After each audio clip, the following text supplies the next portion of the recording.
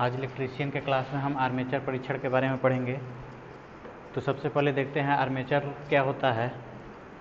Armature और field winding यानी कि यह डीसी मोटर का एक पार्ट है जो कि घूमने वाला पार्ट होता है। इसके अंदर बाइंडिंग की जाती है, जो बाइंडिंग लैप बाइंडिंग और वेब बाइंडिंग दोनों में से किसी एक प्रकार का हो सकता है। तो आर्मेचर सिलिकॉन स्टील का लेमिनेटेड करके इसके बीच में स्लॉट्स होते हैं। इस स्लॉट्स के बीच में लैप बाइंडिंग या वेब बाइंडिंग जैसा ज़रूरत होता है उसके आधार पर हम बाइंडिंग करते हैं। और यह एक आर्मेचर का सर्किट यह आर्मेचर का दिखाया गया है, आर्मेचर को दिखाया गया है जिसमें यह आर्मेचर का भाग है और इसी आर्मेचर के साथ साथ यह कम्यूटेटर लगा होता है। यह कापर के पतले पतले होते हैं, इस भाग होते हैं जिसके बीच में यह माइका लगाकर इंसुलेट किया जाता है। और ये जो लैप बाइंडिंग या वेब बाइंडिंग होता है इसमें एक जो भी वायर के कनेक्शन होते हैं वह इस आर्मेचर में इसमें कम्यूटेटर पर लाके कम्यूटेटर पास पे जोड़ दिया जाता है। जैसे कि यह पीछे से इस तरीके से प्रत्येक स्लॉट्स में लाके जोड़ा जाता है। तो हम यह देखते हैं कि आर्मेचर में सर्किट फॉल्ट होता है तो उसमें कौन कौन से फॉल्ट होते हैं। तो आर्मेचर में फॉल्ट में सबसे पहला नाम आता है शॉर्ट सर्किट फॉल्ट, दूसरा होता है ओपन सर्किट, तीसरा होता है अर्थ टेस्ट और चौथा होता है कि रिवर्स कॉइल तो कहीं नहीं हो गया है। देखिए, इस टेस्ट को करने के लिए आर्मेचर परीक्षण को करने के लिए हम ग्राउलर मशीन का प्रयोग करते हैं। यह Growler machine 220 volt AC supply पर काम करता है। यह क्या होता है, यह आयरन कोर होता है। यह आयरन पर कोर बनाया जाता है। इसको पतले पतले लेमिनेट करके इसको आयरन को पतला पतला भाग में लेमिनेट करके इसको कोर बनाया जाता है जिसको हम बोलते हैं वैद्युत चुंबकीय कोर। विद्युत चुंबकीय कोर होता है जो कि एच शेप में होता है। एच शेप का मतलब कि यह अगर फ्रंट से जब हम इसको देखेंगे तो यह मशीन एच आकार की दिखाई देती है।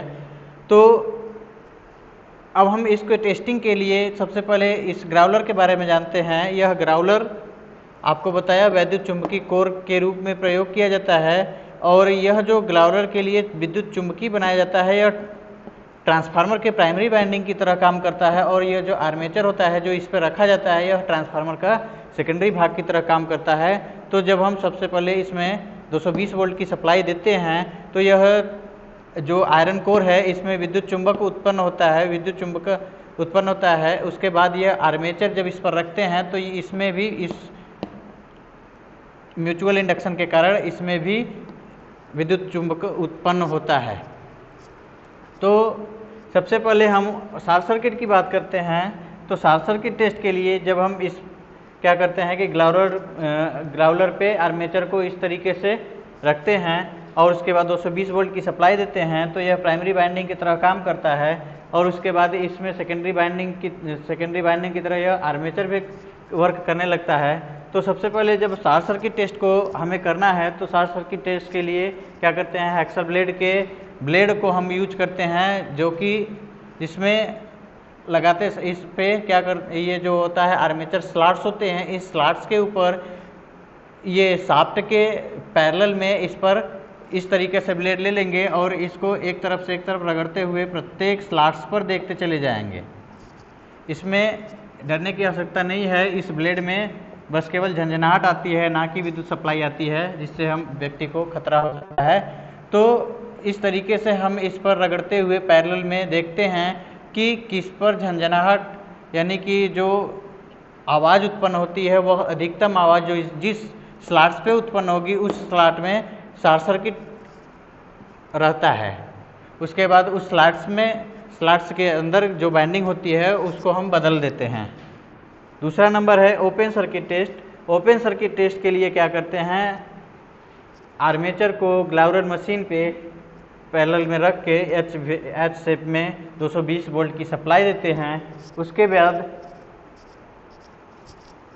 एक इंसुलेटेड वायर लेते हैं जिसका प्राइमरी और लास्ट सिरे को हम इंसुलेशन हटा देते हैं। उसके बाद क्या करते हैं, ये जो कम्यूटेटर है, कम्यूटेटर के प्रत्येक सेगमेंट्स पर एक दूसरे के बीच में निश्चित दूरी का खांचा छोड़कर, यानी कि एक खांचा अगर यहाँ का यूज किया तो दूसरा खांचा ये सामने वाला यूज करेंगे, जिससे यह मालूम होगा कि ये अंदर की बाइंडिंग जो इसमें बाइंडिंग होती है यह इस सिरे पे आके लगी रहती है, और दूसरा जो बाइंडिंग होती है यहाँ से घूमते हुए इसमें से ये दूसरे जगह आता है। तो एक दूसरे से निश्चित दूरी छोड़कर ही हम इस पे टेस्टिंग के लिए लगाते हैं। जो इंसुलेशन वायर लिए रहते हैं उस इंसुलेशन वायर को जब इसमें सप्लाई दे देते हैं तो इसके बाद एक दूसरे के स्लॉट्स पे रख कर हम स्पार्क कराते हैं। इसी तरीके से प्रत्येक स्लॉट्स पे हम स्पार्किंग देखेंगे।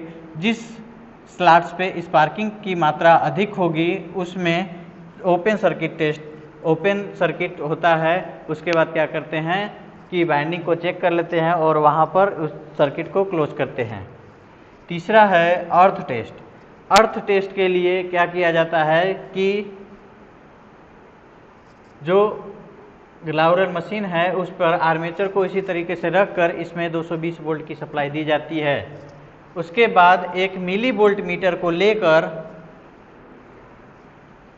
शाफ्ट, एक मिली वोल्ट मीटर का एक सिरा शाफ्ट को और दूसरा सिरा आर्मेचर कम्यूटेटर के सेगमेंट्स को लगाते हैं। मिली वोल्ट मीटर है, ध्यान रखिएगा, वोल्ट मीटर नहीं, मिली वोल्ट मीटर है। इन दोनों के बीच में कनेक्शन को देंगे।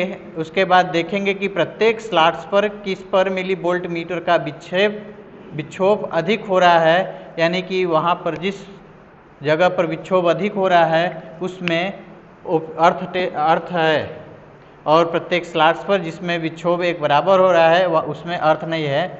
उसके बाद है reverse coil connection fault. Reverse coil connection के लिए भी मिली वोल्ट मीटर को लेते हैं और वह आर्मेचर और कम्यूटेटर सेगमेंट्स के बीच में लगाकर एक दूसरे के साथ देखते हैं। जहां पर मिली वोल्ट मीटर का जो स्केल होता है वह विपरीत साइड में जाता है, उस वहां पर समझिए कि एक कॉइल रिवर्स में लगा दिया गया है। यह जब नए आर्मेचर का कनेक्शन किया जाता है तो उसमें होने की ज़्यादातर संभावना रहती है, इसलिए जब नए आर्मेचर को बनाया जाता है तब ही रिवर्स कॉइल कनेक्शन को फॉल्ट को देख लिया जाता है। बाकी दोबारा जलने के बाद इस फॉल्ट को नहीं देखा जाता है।